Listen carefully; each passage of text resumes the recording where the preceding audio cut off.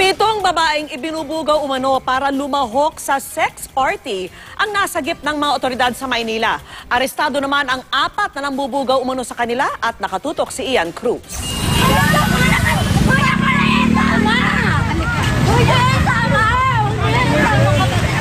Ayaw paaresto at nagpumiglas ang 4 na manibugaw nang mapatid nilang mga operatiba ng PNP Women and Children Protection Center pala ang katransaksyon nang naunang magkasundong maghatid ng 7 babae para lumahok umano sa isang sex party sa Malate, Maynila kagabi.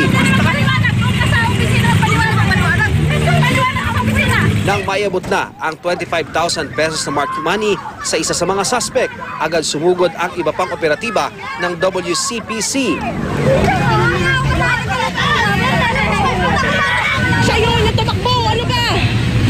Ang 2 lalaki naman na ito na pinaghihinala ang mga bugaw rin, nakuna ng GMA News na tumatakas. Git ng 2 sa mga naaresto. Sa sex party daw gagamitin, bakit nyo sila Sabi lang po, party lang po. Oh.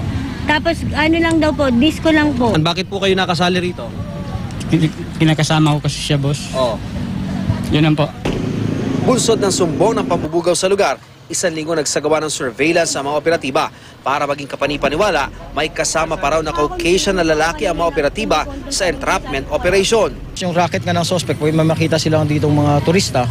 So if they want some enjoyment like sex or exploitation, they have to make use. So with that, kinakagat nila. 7 babae na iligtas sa mga operatiba na may edad 19 hanggang 25 anyos. Dinala sa Camp Crame ang mga suspect at ipaghaharap ng reklamong paglabag sa anti-human trafficking law. Ang mga babae na nai-rescue dadalhin sa shelter matapos maiproseso. Ian Cruz, nakatutok, 24 oras.